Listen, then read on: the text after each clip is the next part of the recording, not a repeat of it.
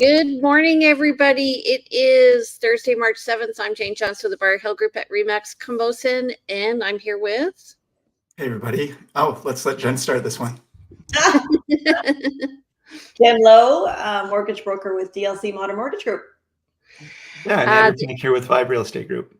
Yeah, and Jen is going to be joining us weekly on our show. Yay! Hey. Thank you. Okay. Jen's been a regular contributor and guest, and now we like her so much we're going to bring her in regularly.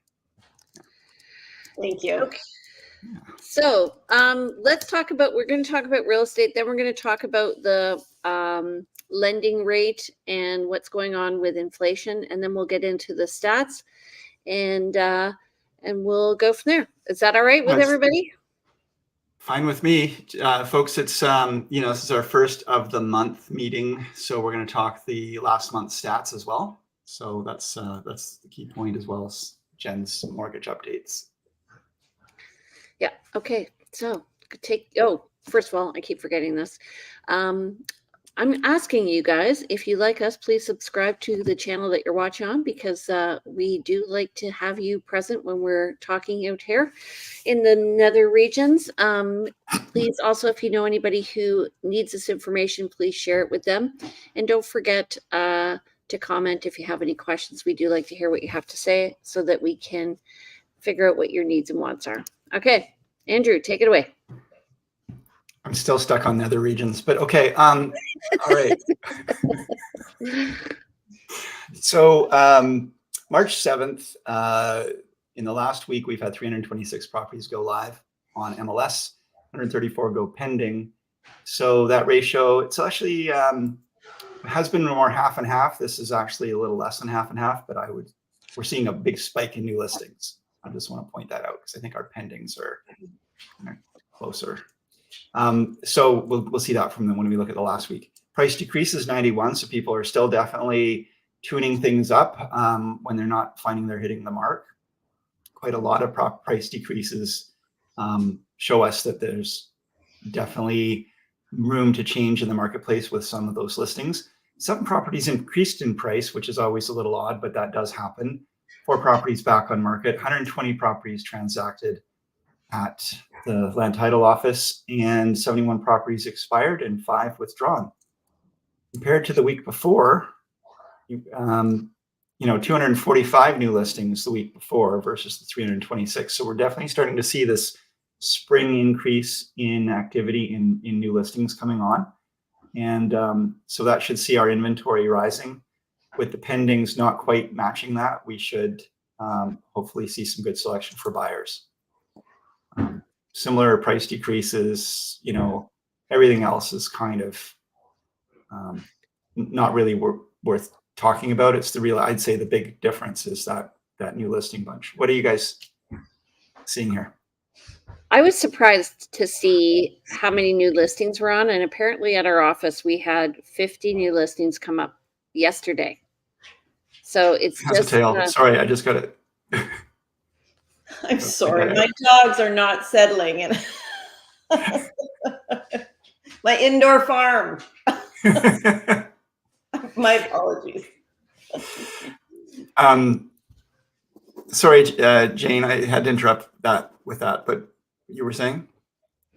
So the list to sale ratio this week over last week is 41%. Last week it was 52%. So we're seeing, that's mostly because we're just seeing more listings coming on the market. So, and that's just natural for this time of year. I do find after holidays, things get a little busier. So we've had Family Day so far, and then we're going to be seeing March break and then Easter, and it just, the market just picks up. So I don't think the ratio says that we're heading into a slower market. I think it means we're just getting more listings, so which is good for buyers, and I think we're going to see more subject to sale offers. It gives us more opportunity for those if the listings are the same amount of buyers or more buyers. We've had an increase in actual properties go pending week over week, but with so much more to choose from, sellers will have to consider perhaps subject to sale. Yeah. Would they be more willing to look at that? Okay, so for the month of February, we had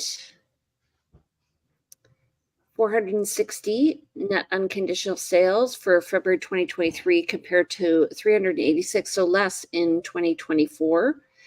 And the past week so far, we've had 44 net unconditional sales. And you can see year over year, February 2023 was 460, March was 590. So we're expecting the market to pick up.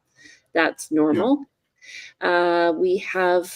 We had 929 new listings in February of 2024 compared to 811 in 2023. And again, if we look to see last year in March of 2023, we had 1,118. So expect the number of new listings to go quite high. And then active listings, we are at 2,354, and that's compared to 1970 last year. So right, yeah, not much of a jump between February 2024 and March 2024.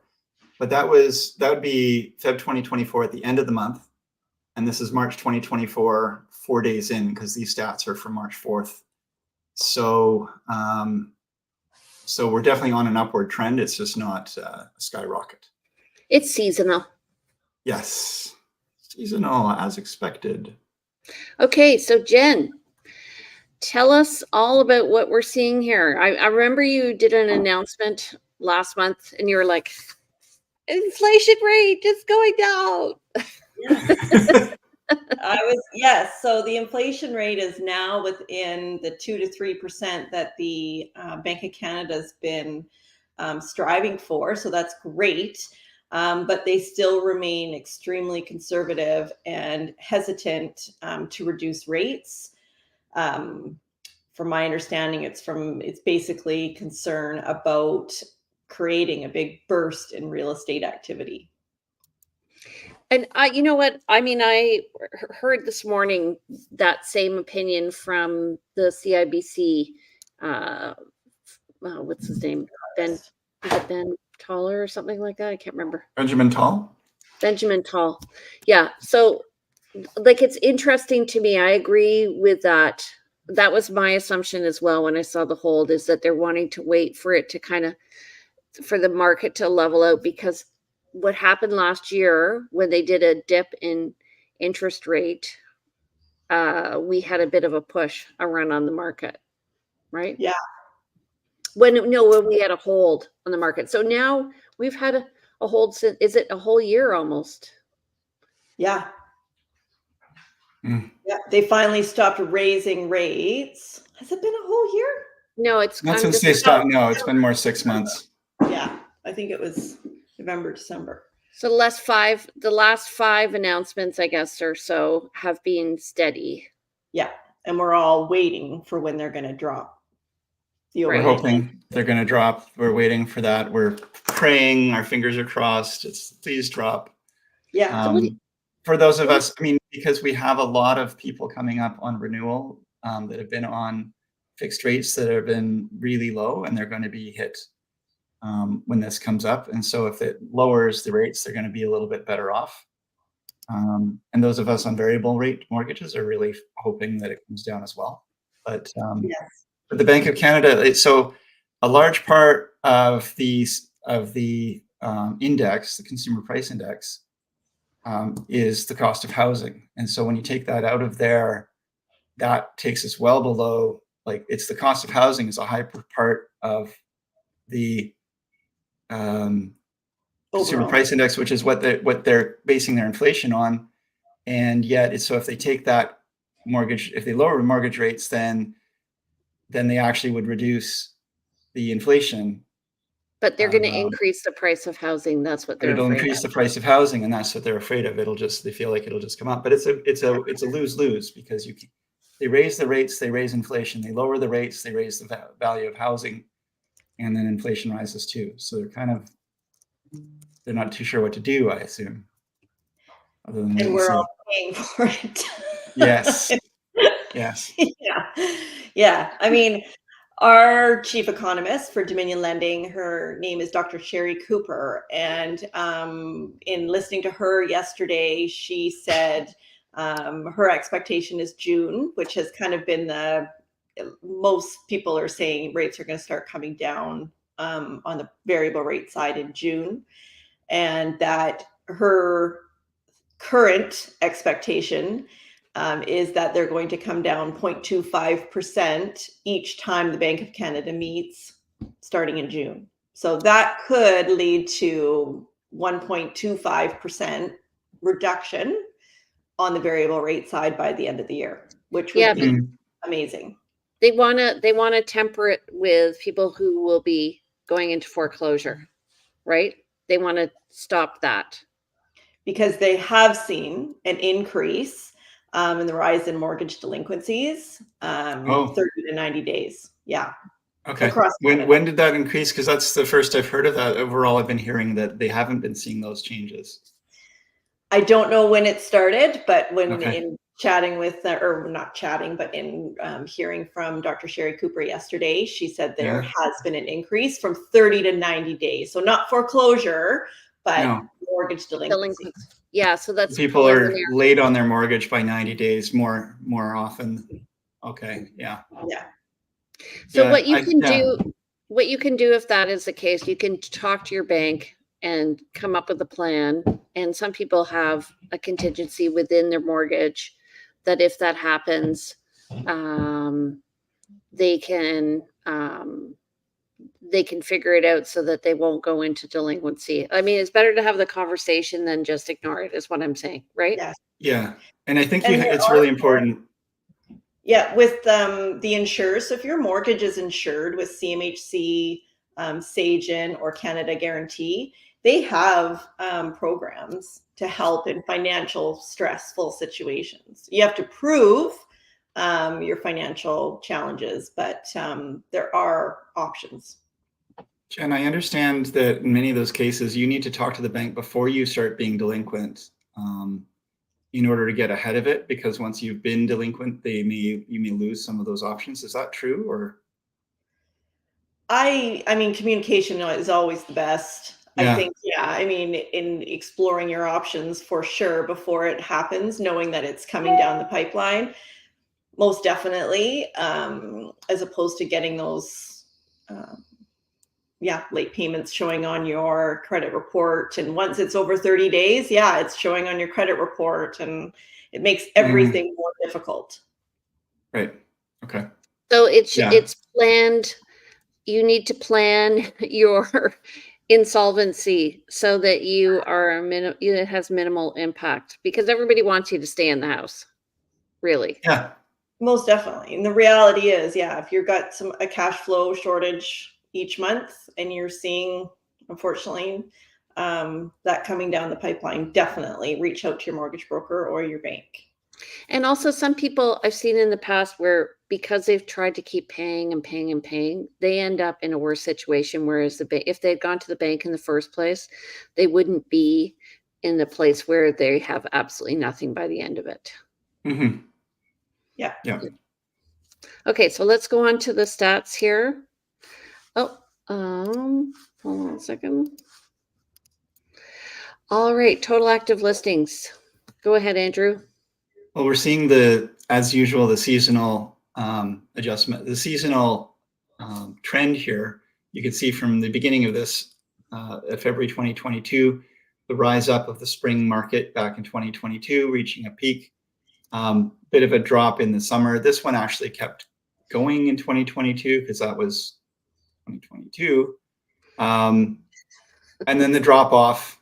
This is for actual listings, not sales, folks. So just to make that clear, the drop in listings always sort of happens around December. And then again, we've seen in 2023 that slow gradual rise in inventory up into this one just continued on right through the summer into the fall, peaked actually in the fall, and then quite a drop in inventory in November, December. And that's possibly also because I feel like we started to see some more purchase activity.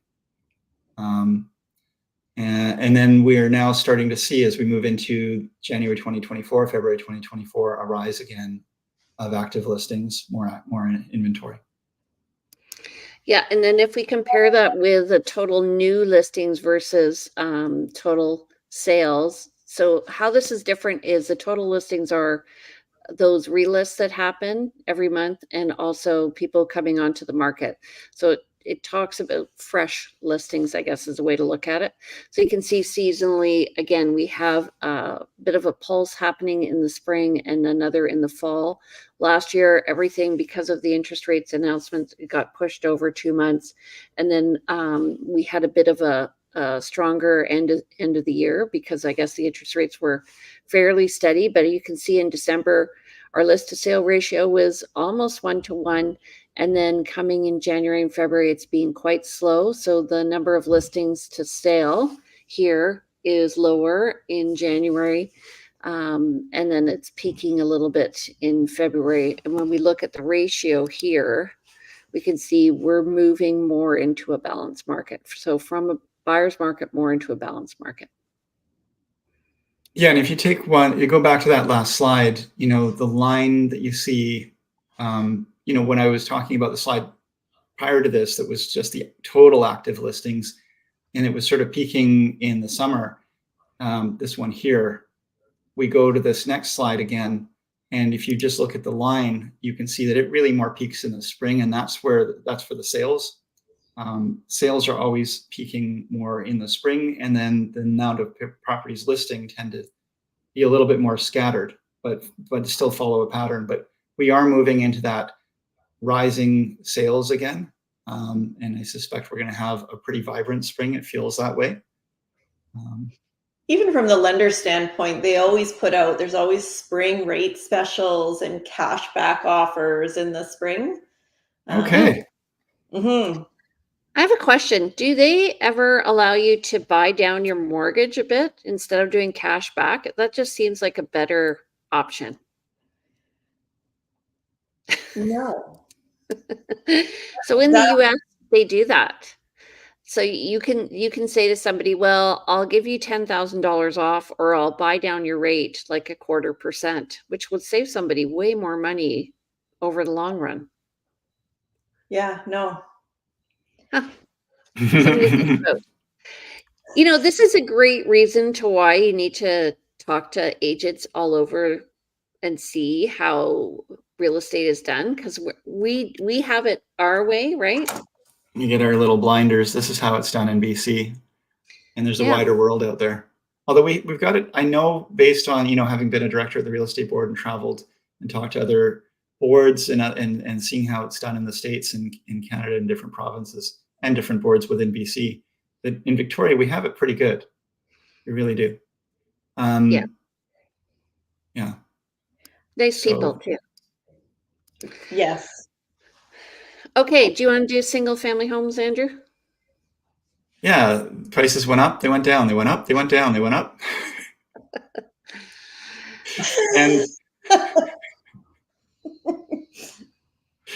And now they're still kind of close. If you look at October 2023 through February 2024, it's been kind of just on a line there. It came down from maybe a peak in July of 2023.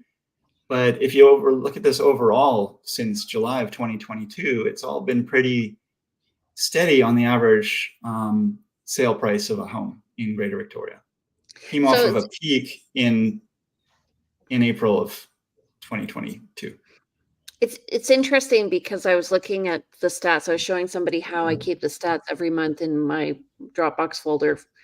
And I went back to 2019 and I could see we were hovering around 950. And this graph is almost the same, but it's like so everyone's asking, like, when is the market going to collapse? Well, we did peak at over 1.4 and now we're around 1.25. So we have come down, and that's about 10%. So yeah, this the correction has happened. And this is exactly what the Bank of Canada is worried about. Like, if you go back to 2022, where they dropped the overnight lending rate 1.5%, right? And and just how, like, I mean, that's basically, if you were to put where prime rate was over the last 2 years, it'd be very similar to this.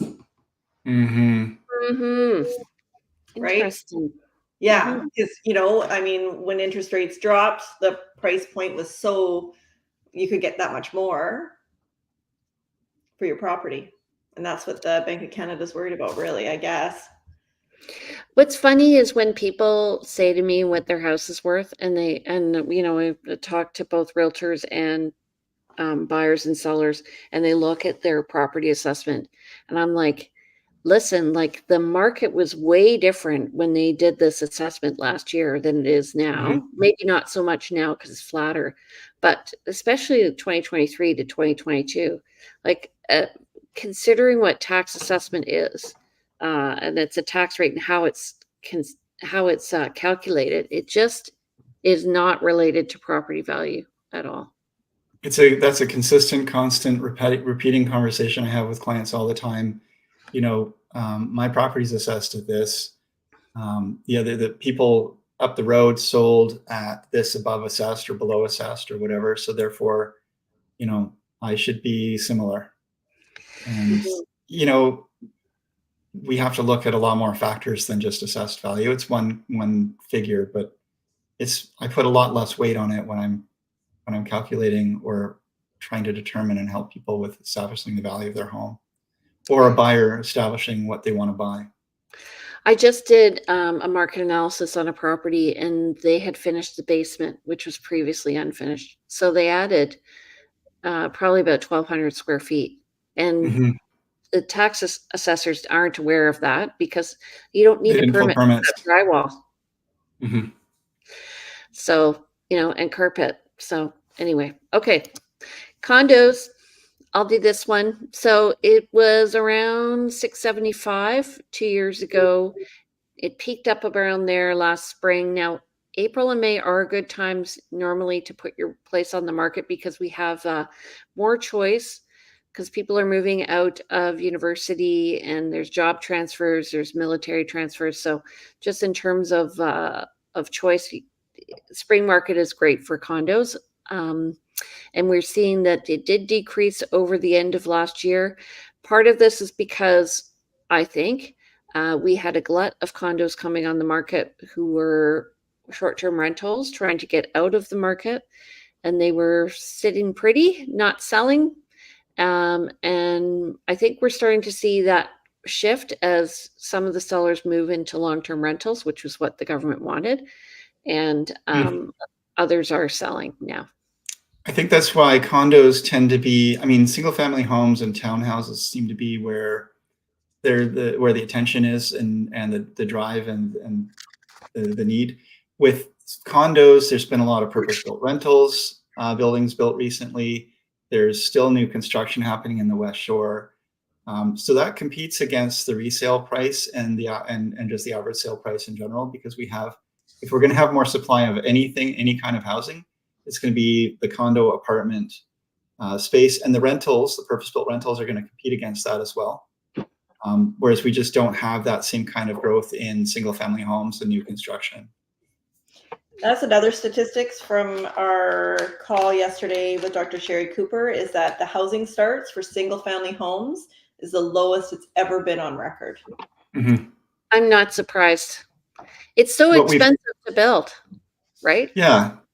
And Greater Victoria has really, hit all the edges of its urban containment boundary and filled in all the little holes where there's, spaces that you could develop a single family home. What we're seeing now is mostly infill, and it's limited. So the new provincial rules should see us seeing more sixplexes and even low rise condos, but we're not going to see as much single family homes again, because unless you're tearing down an old one or going really high density, and the numbers just don't work for that right now.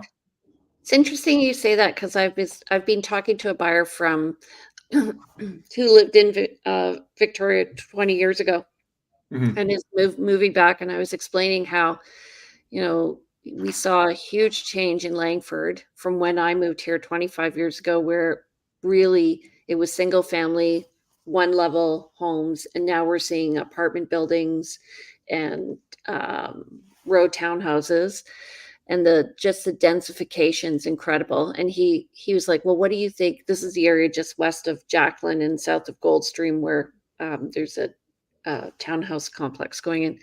And I'm like, well, it's hard to say.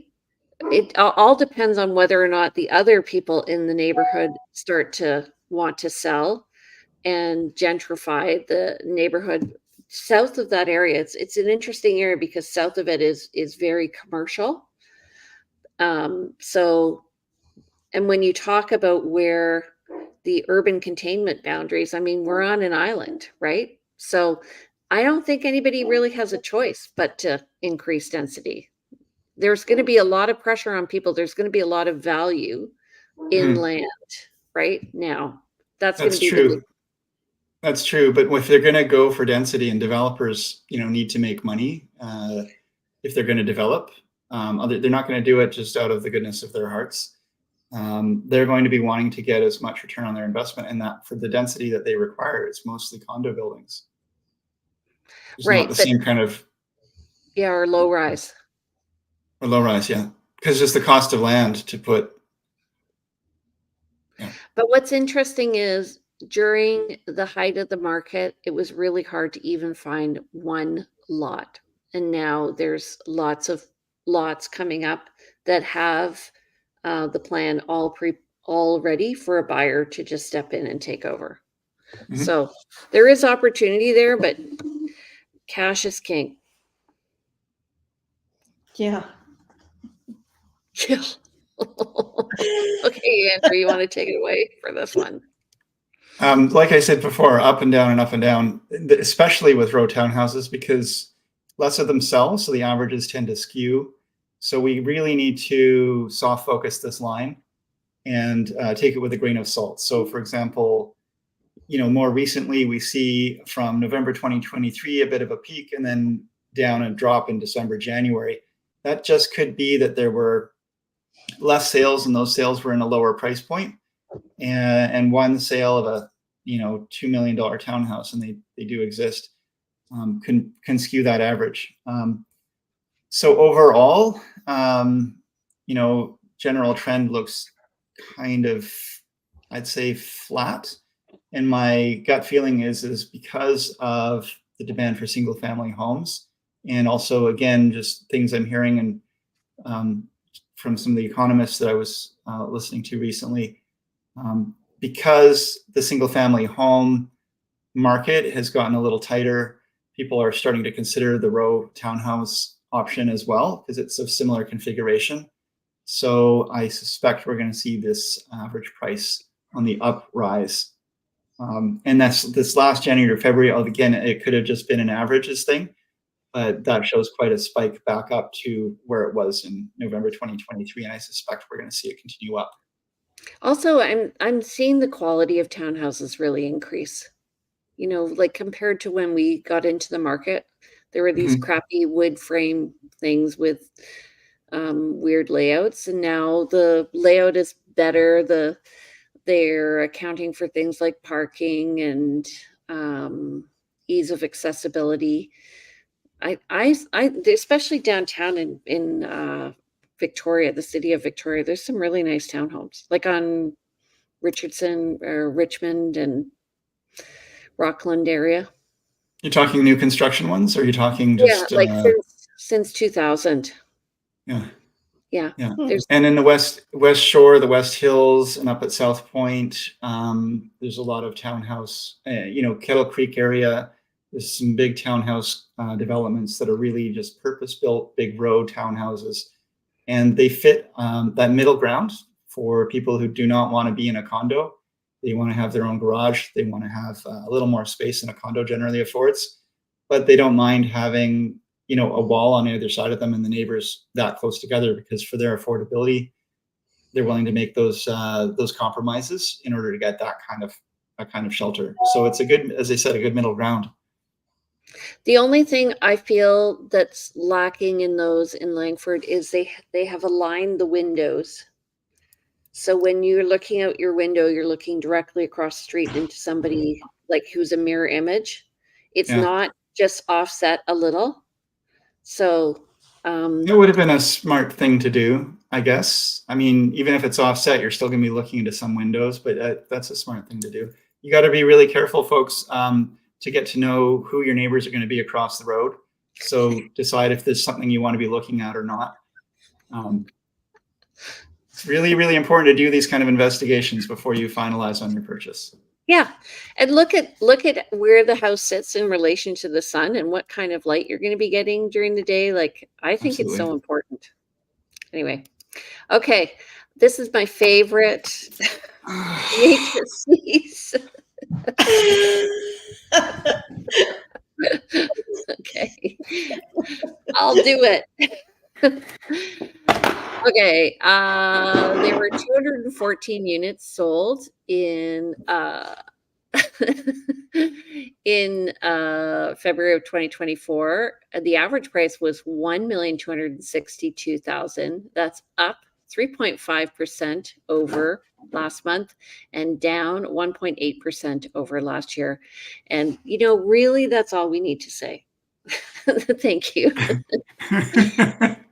The median was $1,047,000 for the month of January, and last year it was $1,000,000.1. So we're just down a little bit. I'll go down to condos. So 152 units were sold in February 2024. That's up 35.7% over last month and down 5.6% over last year for condos. The average price was $596,896. That's up 2.9% over last month and up 3.1% over last year. And the median was $535,000. So that is down from last month of 540. And units sold in February of 2023 were 161, which is interesting compared to 152. So pretty even actually overall. All right, row townhouses, 68 sold in February of 2024. That is up 88.9% over last month in January and up 51.1% over last year. And the average was $848,000 for a row townhome in Greater Victoria, and the median was $799,000. Last month, the average was $712,000. So we are up month over month, and the median is down, or also up from $700,000. So units sold were 68 for February of 2024, and for February 2023 there were 45. So that's interesting to me, and yeah, that basically covers it. Thank you, Jane. I like it because I like to look at the numbers and I can see the trend. I also like to look at median because it tells me where the market's heading. So median usually shows that it's coming down a bit. If it's less than the average. So yes, thank you, Erica Tucker. Anyway,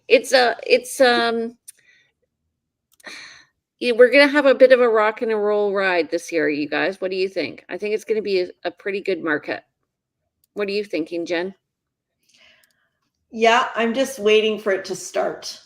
It's kind of, right. Like I feel like where the starting point kind of keeps getting pushed. From mortgage renewals, I'm very busy with mortgage renewals this year.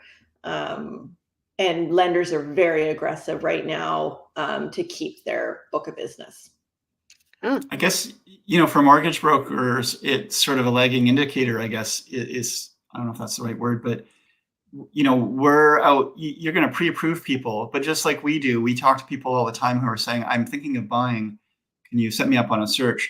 But they may not be really active until they, once they engage and start getting active, they're going to probably, after they've talked to you and talked to us, they're going to circle back to us, to the realtor start looking at properties, and you're going to hear from them again when there's an accepted offer. Mhm. And so for you, you're kind of waiting for us to get our job done. Yeah, but she meets them before they actually start searching, so she She does. knows what's coming down the pipe. People Mhm. really start when they meet with you, they're really getting serious, right? Yes. Yep.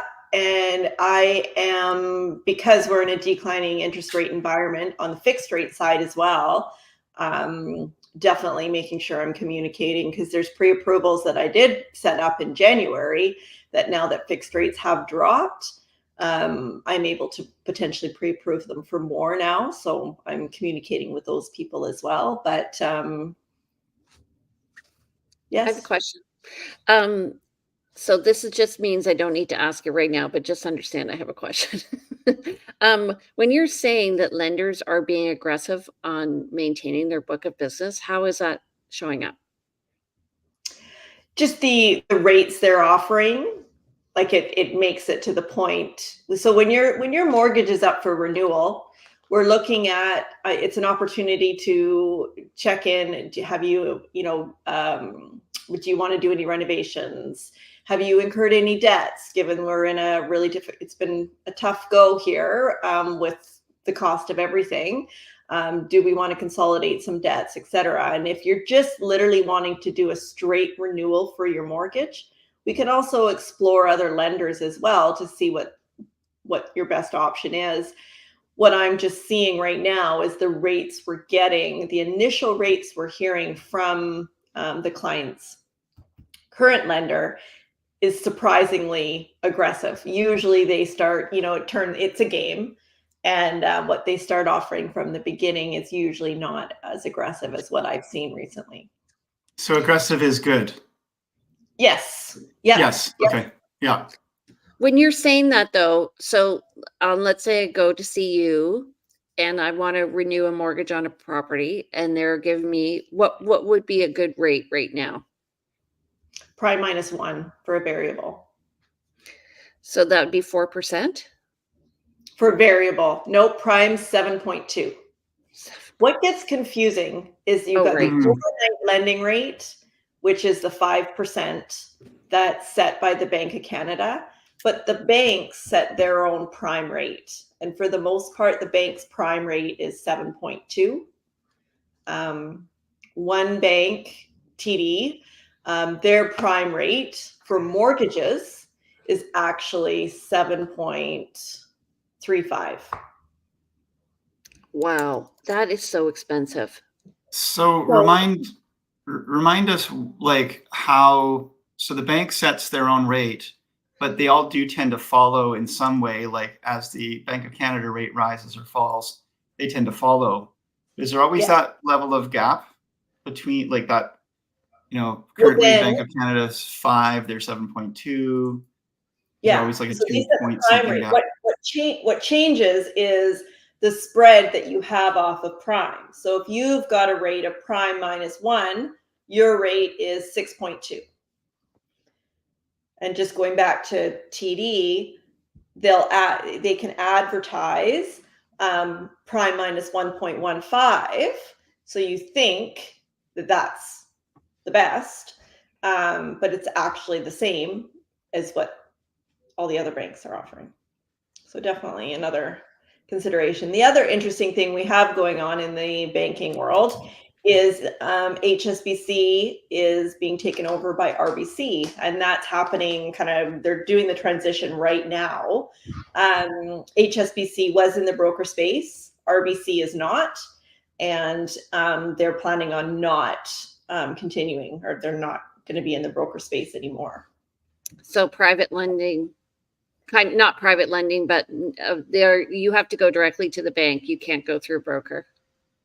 If your mortgage is with HSBC or RBC, you have to go to RBC.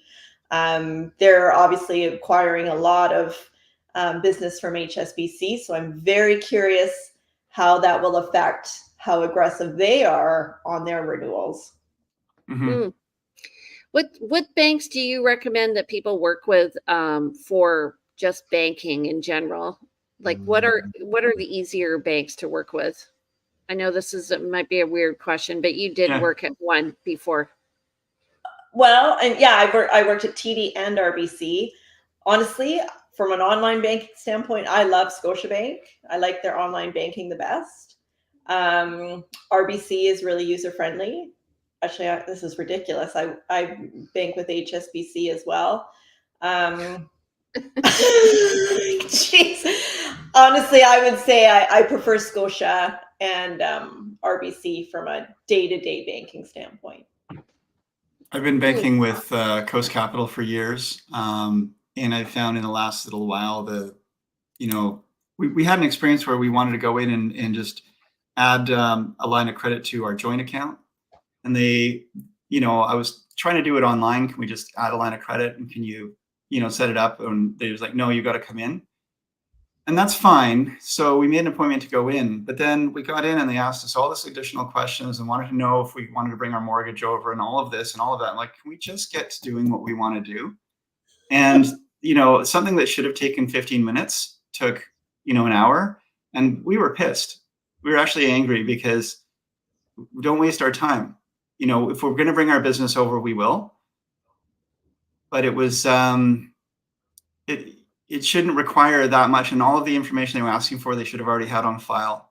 And so we've been finding that over the years. Different banks, I guess, have different services. It's interesting here about Scotia. It's really hard to make a move when you've got all of your banking sort of set up in a certain way. Well, the challenge is it is so frustrating. Like you can't just call your bank. You can't. There's no calling and speaking to whoever you opened your account with. That just doesn't exist. Yeah. It doesn't happen anymore. So then it's the online services is where, if it's easy to, open up a credit card or set up a line of credit online, that's much preferred. Coast Capital, they're online. I do work for the Junior Shamrocks, and we have the banking through Coast Capital, and their online system is archaic. It's so old and slow, and and the tap on my card works half the time, if that. And people are always seriously, that people know, it's known. You go out and you try to buy something and you just do tap, and they're like, oh, that's a Coast Capital, because it'll fail. Oh, that's a Coast Capital card, you got to insert it. Wow. Beep. Okay, now that we've gotten totally off topic, track. Jen, how do people reach you? Yeah, my number 250-217-4925. I'm at Modern Mortgage Group, and my email is j.lowe@dominionlending.ca. Website jenlowe.ca. And I apologize. I hope you got a little bit of entertainment by my snoring dog beside me and my cat's tail trying to join the show as well. No worries. Andrew, how do people reach you? Reach out at 250-360-6106. Email me info@andrewplank.com, and I'm on Instagram as plankandrew. I have a website, andrewplank.com. It is just my name. Come and check it out. And Jen, I did not hear any snoring. Oh, yes. Yeah. Can you hear the noise behind me right now? Okay, good. All right, my name's Jane Johnston. I'm with the Briar Hill Group at Remax Camosun. You can reach me at 250-744-0775.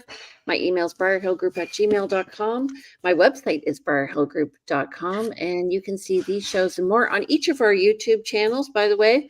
And you can follow me on Instagram at realtyteacher_Remax_Victoria, or go to the Briar Hill Group. And don't forget, we are on every Thursday morning at 9:30. So please tune in and subscribe. We'll see you next Thursday. Bye, everybody. Bye, everybody. Thank you. Thanks, Jen. Thanks, Jane.